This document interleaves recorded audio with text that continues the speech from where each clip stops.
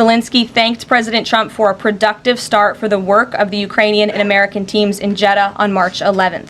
The leaders agreed Ukraine and America will continue working together to bring about a real end to the war, and that lasting peace under President Trump's leadership can be achieved. President Trump fully briefed President Zelenskiy on his conversation with Putin and the key issues discussed. President Zelenskiy asked for additional air defense systems to protect his civilians, particularly Patriot missile systems, and President Trump agreed to work with him to find what was available, particularly in Europe. The two leaders also agreed on a partial ceasefire against energy.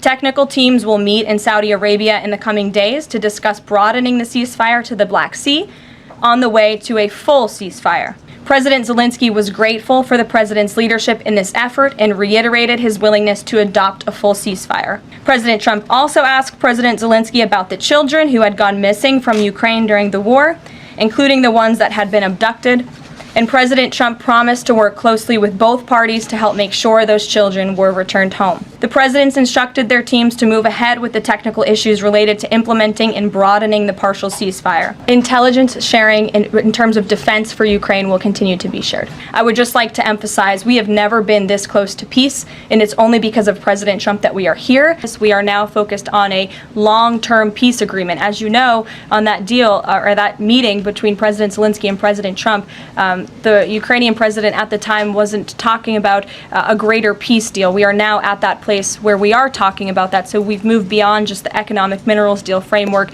and we're looking at a lasting ceasefire. Right now we're at a partial ceasefire, but again, the president is sending his highly skilled, intelligent, and experienced team to Saudi Arabia later this week to continue fighting for peace in this conflict.